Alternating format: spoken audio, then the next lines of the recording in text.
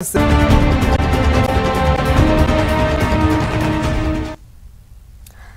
मैं हूं आपके साथ आयुषी ओझा। 20 मिनट 20 खबर में आपका स्वागत है। इस बुलेटिन में हम आपको प्रदेश से लेकर देश के अलग अलग हिस्सों की खबर दिखाएंगे, साथ ही आपको ये भी बताएंगे कि दुनिया भर में क्या कुछ चल रहा है। तो चलिए शुरू करते हैं 20 मिनट में 20 खबरों का सिलसिला। सबसे पहले खबर अपने प्रदेश राजस्थान की।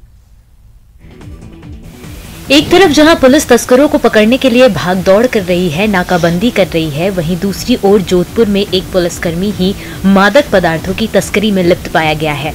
मुखबिर की सूचना पर जोधपुर में हुई कार्रवाई के चलते पुलिस कांस्टेबल की 23 किलो डोडा पोस्ट के साथ पकड़ा गया। पूरी घटना के सामने आने पर जोधपुर पुलिस की खासी किरकिरी हुई, जिसके बाद कांस्टेबल हरि विश्नोई को तत्काल प्रभाव से निलंबित कर दिया गया।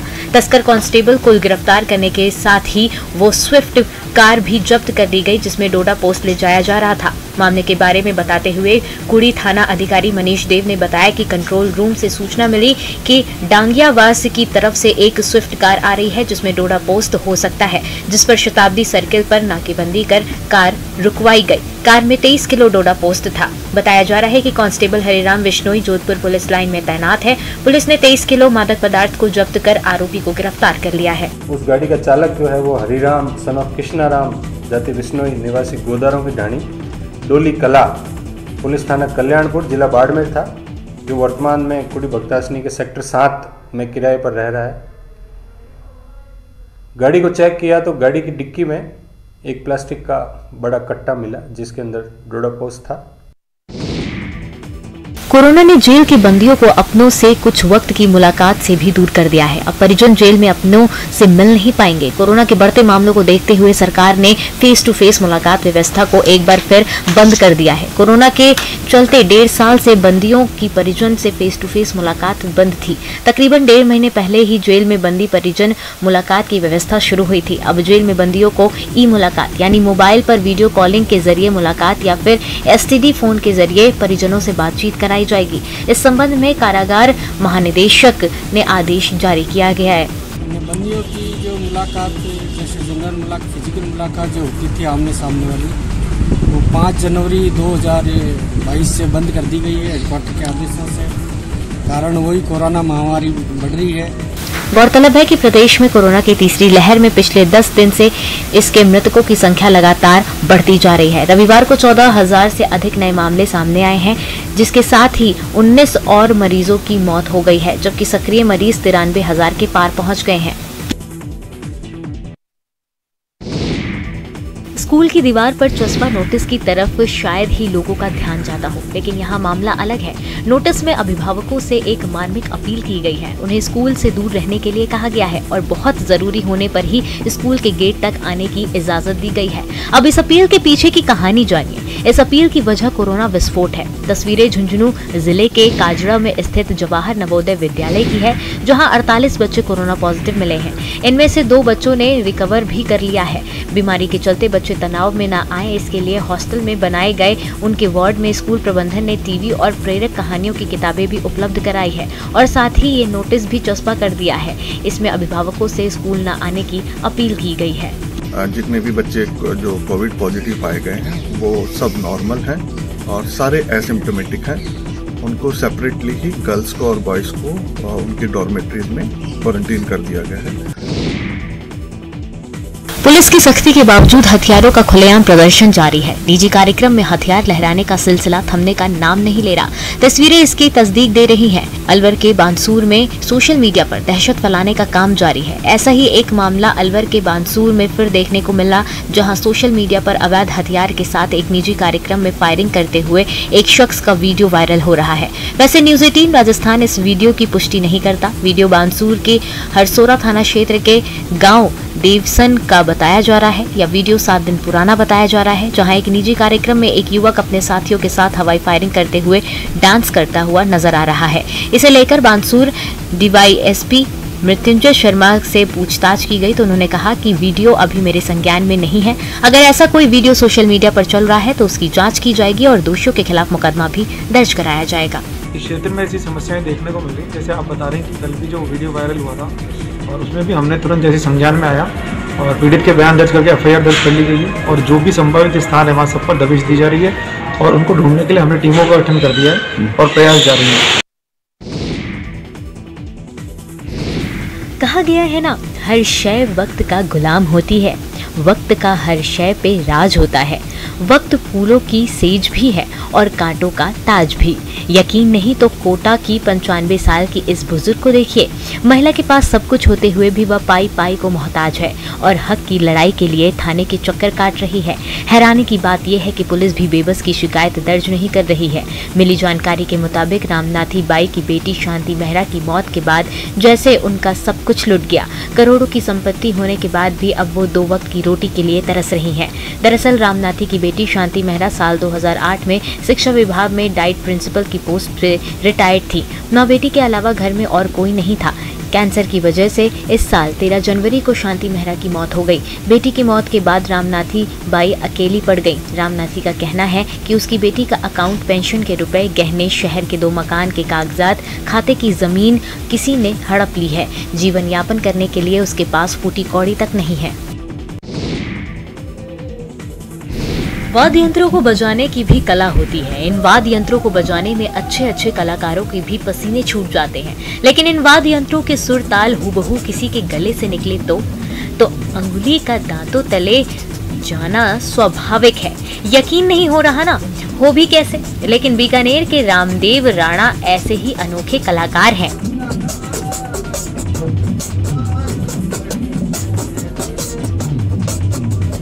गंगा शहर नई लाइन के रहने वाले रामदेव राणा गले से ढोलक, तबला, ड्रम, पंजाबी ढोल, डांडिया की हूबहू आवाज निकालते हैं। 10वीं तक पढ़े राणा को बचपन से गाने बजाने का शौक रहा। इनके पिता गणेशमल राणा अच्छे ढोलक वादक हैं। बचपन से अपने पिता को ढोलक बजाते देख बालक रामदेव के मन में भी संगीत की दुनिया में आगे बढ़ने का हौसला आया। रामदेव गले से विभिन्न वाद्य यंत्रों को बजाने के अलावा बेहतरीन ढोलक भी बजाते हैं। इनकी कला का हर कोई कायल है। परिवार में दादाजी बजाते थे ढोलक, पापा बजाते हैं और मैं भी बजाता हूँ, वहाँ से ही ढोलक बजाता हूँ। लेकिन मैंने सोचा कि कुछ अलग करने की, तो मैं 10 सालों से लगभग गले से ढोलक बजाता हूँ। बहुत ही एक अच्छा कलाकार है और ये विभिन्न तरह के जो वाद्य यंत्रों की मुख से आवाज़ निकालता है, ये अपना में एक बहुत ही नायाब चीज़ है। महाराणा प्रताप के वंशज राणा हमीर सिंह ने कुंभलगढ़ क्षेत्र में एक तालाब का निर्माण करवाया था, जिसका नाम उनके नाम पर हमीरपाल तालाब हो गया।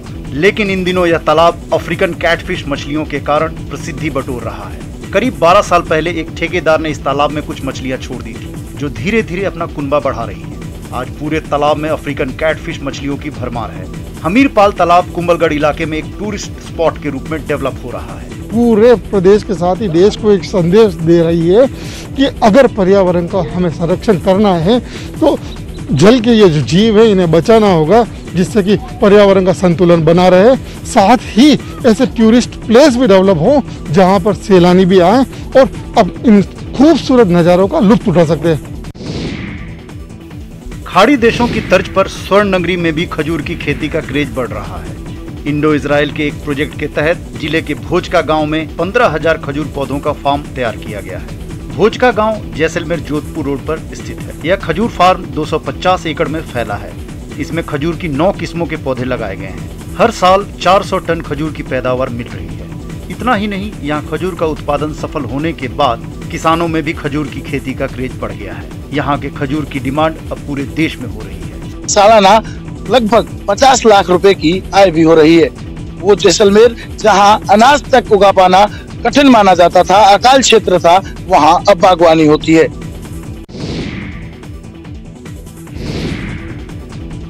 राजस्थान की 700 साल पुरानी फड़ कला और मेवाड़ के क्रांतिकारियों की कहानी पूरा देश देखेगा। 26 जनवरी को भीलवाड़ा की फड़ कला का प्रदर्शन राजपथ पर होने वाला है। इसकी तैयारियां चल रही हैं।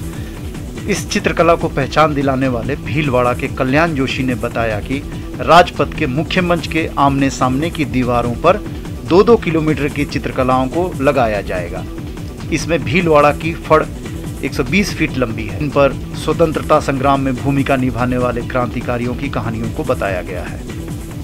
राजपथ पर लगने वाली फड़ को भीलवाड़ा के 10 कलाकारों ने चंडीगढ़ में तैयार किया है। 10 दिन में 120 फीट लंबी और 6 फीट चौड़ी इस पेंटिंग को तैयार किया गया है। फड़ में किसान आंदोलन के नायक विजय सिंह पथिक, केशरी सिंह बारठ की कहानियों को दर्शाया गया है। बताया जाता है कि लोक देवता देवनारायण के भक्त चोचू भाट ने सबसे पहले उनकी फड़ पेंटिंग बनाई।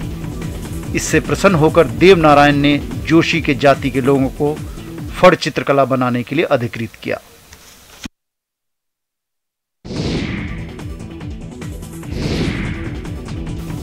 मैना मनुष्य के आसपास रहना पसंद करने वाली, मैदानों, तालाबों और खेतों में सबसे ज्यादा पाए जाने वाली, इंसानों के साथ रहने वाली मैना इन दिनों टोंक के उनियारा में आकर्षण का केंद्र बनी हुई है। ये चिड़िया टोंक के उनियारा बस स्टैंड पर लोगों को अपनी ओर आकर्षित कर रही है। अक्सर एक जगह ज्यादा देर नहीं बैठने वाली चिड़िया लोगों के साथ इतना घुल मिल गई है कि अब लोगों से डरती नहीं है, उनके सिर पर बैठ जाती है। पक्षी प्रेमी, कुछ दुकानदार और राहगीर इन्हें दाना डाल देते हैं, जिसे चिड़िया बड़े चाव से खाती है।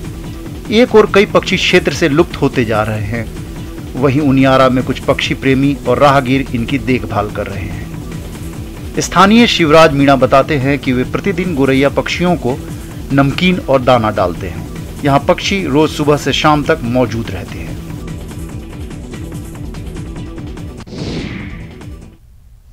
और अब देख लेते हैं कुछ दूसरे राज्यों की खबरें। और जौनपुर पुलिस ने यूपी टेट परीक्षा की प्रतिष्ठा को तार होने से बचा लिया। 2 टीमों ने संयुक्त रूप से अभियान चलाकर सालवर गैंग के 3 सदस्यों को जिले के अलग अलग परीक्षा सेंटर से गिरफ्तार कर लिया है। पुलिस इस गैंग के मास्टरमाइंड तक पहुंचने का प्रयास कर रही है। प्राप्त जानकारी के मुताबिक इस गैंग के तार बिहार तक जुड़े हैं। आपको बता दें कि उत्तर प्रदेश शिक्षक पात्रता परीक्षा निरस्त होने के बाद प्रदेश में 75 जिलों में रविवार को दूसरी बार परीक्षा का आयोजन किया गया। यहाँ जौनपुर में जिले के 68 केंद्रों पर भी 2 पालियों में कुल 69,000 अभ्यर्थियों ने टीईटी की परीक्षा दी। वहीं इस परीक्षा की प्रतिष्ठा तार करने के लिए शिक्षा माफिया ने भी तैयारी कर रखी थी, लेकिन एसटीएफ और जनपद की पुलिस ने सक्रियता दिखाते हुए 3 सालवरों को परीक्षा केंद्रों से गिरफ्तार कर लिया। इसमें परीक्षा के दौरान 3 व्यक्ति जो कि दूसरे की जगह पर एग्जाम देने आए थे, तीनों को गिरफ्तार किया गया है, जिसमें कि एक थाना क्षेत्र जलालपुर से थे, एक थाना क्षेत्र जफराबाद से पकड़े गए हैं और तीसरा थाना क्षेत्र राजबाजा से पकड़ा गया है। हिमाचल प्रदेश में इन दिनों रिश्वतखोरी के मामले में दिन प्रतिदिन बढ़ते ही जा रहे हैं। ताजा मामला जिला बिलासपुर का है, जहां विजिलेंस की टीम ने 2 लाख रुपए से भी अधिक की रिश्वत के साथ एक अधिकारी को गिरफ्तार किया है। यह अधिकारी दिल्ली से हिमाचल प्रदेश के बिलासपुर और मंडी की सड़कों की जांच के लिए आया था और बिलासपुर के संगुल स्थित एक निजी होटल में ठहरा था। मिली जानकारी के मुताबिक अधिकारी ने सड़कों की सही जाँच रिपोर्ट को लेकर रिश्वत मांगी थी, जिसकी शिकायत विजिलेंस को मिली, जिस पर टीम ने जाल बिछाया और होटल में दबिश देकर अधिकारी को गिरफ्तार कर लिया। टीम ने उसके कब्जे से 2,16,900 रुपए बरामद किए हैं।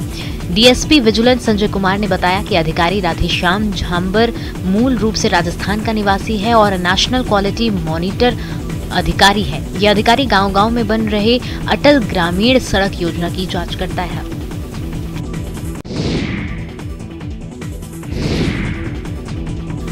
बारिश पर आस्था भारी पड़ रही है। बारिश की परवाह न करते हुए श्रद्धालु मां के दर्शनों के लिए पहुंच रहे हैं। तस्वीरें हिमाचल प्रदेश के विश्वविख्यात शक्तिपीठ श्री नैना देवी मंदिर की है।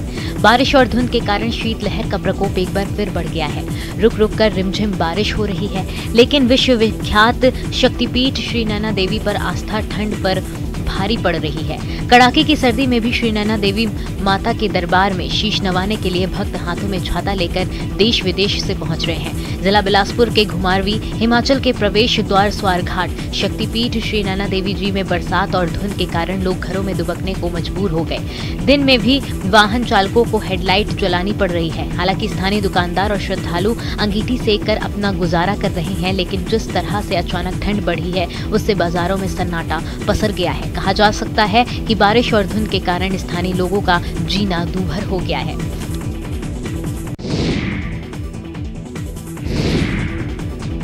हिमाचल प्रदेश की पर्यटन नगरी मनाली सहित आसपास के क्षेत्रों में जमकर हो रही बर्फबारी से साहसिक खेलों में रुचि रखने वाले खिलाड़ियों के चेहरे पर रौनक लौट आई है। इसके साथ ही मनाली के साथ लगते सोलंग नाला में भी जल्द ही रौनक लौटने वाली है, क्योंकि मनाली का Himachal Pradesh winter games association और अटल बिहारी पर्वतारोहण संस्थान यहां 27 और 28 जनवरी को राज्य स्तरीय स्कीइंग एंड स्नोबोर्ड चैंपियनशिप का आयोजन करने जा रहा है।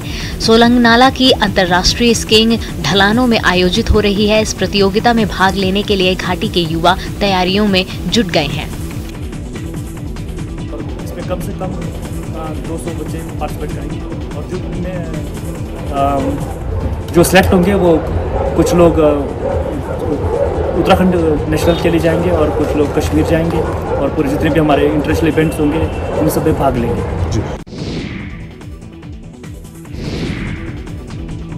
गणतंत्र दिवस को लेकर तैयारियां शुरू हो गई हैं। तस्वीरें हिमाचल प्रदेश के कुल्लू की है, जहां पुलिस, होमगार्ड, आईटीबीपी, एसएसबी के जवान जमकर रिहर्सल कर रहे हैं। गणतंत्र दिवस का जिला स्तरीय समारोह कुल्लू के ऐतिहासिक ढालपुर मैदान में 26 जनवरी को प्रातः 11 बजे आयोजित किया जाएगा। इस अवसर पर सामाजिक न्याय एवं अधिकारिता मंत्री सरवीण चौधरी बतौर मुख्य अतिथि शिरकत कर ध्वजारोहण करेंगी। उपायुक्त आशुतोष गर्ग ने कहा है कि गणतंत्र दिवस समारोह कोविड नियमों का पालन करते हुए सादगीपूर्ण लेकिन आकर्षक ढंग से मनाया जाएगा।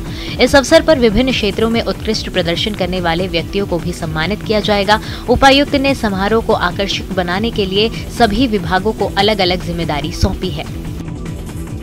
माननीय मंत्री सरवीण चौधरी जी जो है वो इसकी अध्यक्षता करेंगी। इसके लिए परेड की तैयारी शुरू हो गई है, जिसमें हमारी पुलिस की 2 प्लाटून रहेंगी, इस होमगार्ड की 1 प्लाटून रहेगी, इसके अलावा एक आईटीबीपी और एसएसबी की भी प्लाटून रहेंगी।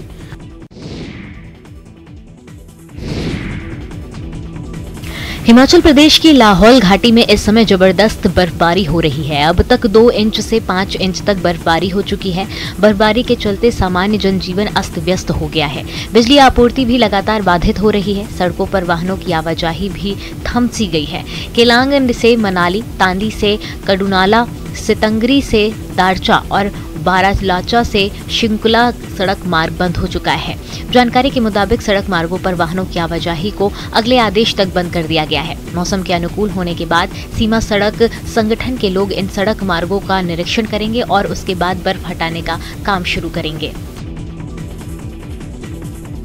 करीब 3 इंच से लेकर 3 फुट तक बर्फबारी जो है पूरे लाहौल घाटी में हो चुकी है। अभी भी बर्फ़ गिरने का सिलसिला जारी है।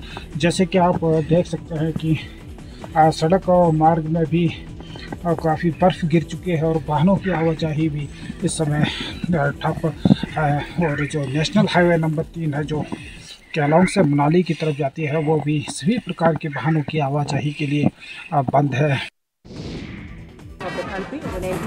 जमीन से आसमान तक सेना का शौर्य। तस्वीरें 73वें गणतंत्र दिवस परेड की फुल ड्रेस रिहर्सल की है। इस दौरान गणमान्य व्यक्तियों के अलावा पूरी परेड ठीक वैसे ही दिखाई पड़ी जैसे 26 जनवरी को होने जा रही है। सेना की मार्चिंग टुकड़ियों से लेकर टैंक, तोप और बैंड तक ने हिस्सा लिया। वायुसेना के फ्लाई पास्ट की भी रिहर्सल हुई। सुबह 10:30 बजे पर शुरू हुई परेड पूरे 90 मिनट तक चली। 26 जनवरी को परेड की शुरुआत हेलीकॉप्टर से फूलों की बरसात से होगी। इसके तुरंत बाद parade commander lieutenant general Vijay Kumar Mishra Rajpath पहुंचेंगे। परेड के second in command major general Alok Kakkar के पहुंचने के बाद परेड शुरू हो जाएगी। इस साल से परेड सुबह 10:30 बजे से शुरू होगी। हर साल 10 बजे शुरू होती थी। हालांकि परेड की शुरुआत से पहले प्रधानमंत्री Narendra Modi national war memorial पहुंचकर देश के लिए सर्वोच्च बलिदान देने वाले सैनिकों को श्रद्धा सुमन भी अर्पित करेंगे। गणतंत्र दिवस परेड में इस साल भारतीय सेना की ताकत को दिखाई देगी। साथ ही 1971 के युद्ध में पाकिस्तान के छक्के छुड़ाने वाले विंटेज टैंक और तोप भी दिखाई देंगे। इस साल गणतंत्र दिवस परेड में सेना के मार्चिंग दस्ते 6 लोग अलग अलग तरह की यूनिफॉर्म में नजर आएंगे। भारत का संविधान दुनिया का सबसे बड़ा लिखित संविधान है। इसी आधार पर भारत को दुनिया का सबसे बड़ा गणतंत्र कहा जाता है। हमारे देश के संविधान का मुख्य पृष्ठ अपने आप में बेहद अनोखा है। संविधान के मुख्य पृष्ठ को जिस तरह से अलंकृत किया गया है उसका कोई जोड़ नहीं है। मुख्य पृष्ठ पर भारत की एकता और संप्रभुता को पूरी प्रमुखता से दर्शाया गया है। मुख्य पृष्ठ का संबंध मध्य प्रदेश के जबलपुर से भी है। जब जब देश के संविधान की चर्चा होगी तब तब जबलपुर का नाम भी जरूर आएगा, क्योंकि संविधान के मुख्य पृष्ठ पर पिरोई गई कलाकृति जबलपुर में जन्मे कलाकार ब्योहर राम मनोहर सिन्हा ने की थी। संविधान के मुख्य पृष्ठ को सिन्हा ने अपने हाथों से सजाया संवारा था। संविधान को केवल शब्दों से ही नहीं बल्कि कला से भी सजाया जाएगा। इस विचार का जन्म हुआ 1935 में, जब डॉक्टर राजेंद्र प्रसाद और काका कालेकर जबलपुर आए। दरअसल अंग्रेजी हुकूमत के बीच 1925 में स्वराज संविधान का विचार आया और इस विचार को जन्म दिया नेताजी सुभाष चंद्र बोस ने, जिन्होंने पंडित जवाहरलाल नेहरू के साथ मिलकर स्वराज संविधान पर एक साथ काम किया। 1935 में जब डॉक्टर राजेंद्र प्रसाद जबलपुर आए तो ब्योहर के घर ठहरे और स्वराज संविधान पर आगे काम करने का विचार बनाया। बिहार पुलिस शराब तस्करों के खिलाफ कार्रवाई में डॉग स्क्वाड का मदद ले रही है। डॉग स्क्वाड में शामिल ये कुत्ते न सिर्फ तस्करों को पकड़ने में मदद कर रहे हैं, बल्कि उनकी ओर से छिपाए गए शराब को खोजने में भी मदद करते हैं। मुंगेर पुलिस लाइन में तैनात इस स्क्वाड में मेडी, बॉबी, शरेना और डिंडी को शराब को खोजने में विशेष प्रशिक्षण हासिल है। इनके सहयोग से पुलिस ने जमुई, लखीसराय, खगड़िया, शेखपुरा और बेगूसराय में शराब से जुड़े कई मामलों का खुलासा कर उससे जुड़े माफियाओं को गिरफ्तार किया है। स्क्वाड में शामिल कुछ कुत्तों को शराब को खोजने में महारत हासिल होने के कारण इन्हें लिकर डॉग के नाम से भी जाना जाने लगा है।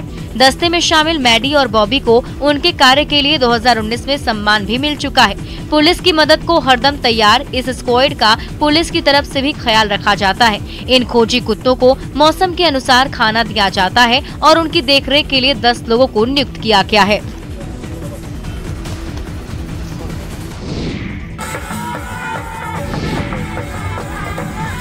मृत्यु एक उत्सव है। दरअसल जन्म और मृत्यु अनंत जीवन के छोटे छोटे एपिसोड हैं। मृत्यु जीवन का अंत नहीं करती, या जीवन को सुंदरतम शिखर पर ले जाती है। तस्वीरें इस बात की तस्दीक करती है। मध्य प्रदेश के धार जिले के आदिवासी बाहुल्य गांव भुवादा का वीडियो सोशल मीडिया पर जमकर वायरल हो रहा है। इस वीडियो में लोग आदिवासी नृत्य तो कर रहे हैं, लेकिन यह नृत्य शादी का नहीं बल्कि शव यात्रा का है। दरअसल धार जिले के तिरला क्षेत्र के ग्राम भुवादा में 103 वर्षीय बुजुर्ग जाम सिंह का अंतिम संस्कार में आदिवासी परंपरा के अनुसार नृत्य करते हुए उन्हें अंतिम विदाई दी गई। इस गांव में ज्यादा उम्र के बुजुर्गों की मृत्यु होने पर उनकी शव यात्रा इसी तरह से की जाती है। मृदंग, झांझ, ढोल बजाकर लोग नाचते गाते शव यात्रा निकालते हैं। ग्रामीणों के अनुसार यह आदिवासी परंपरा है और उम्रदराज लोगों की मौत हो जाने पर इस परंपरा को निभाया जाता है।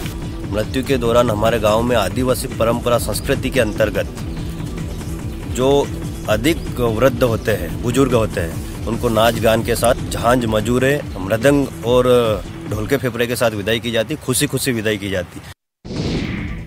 फिलहाल इस बुलेटिन में इतना ही। खबरों का सिलसिला लगातार जारी रहेगा। देखते रहिए न्यूज़ 18 राजस्थान।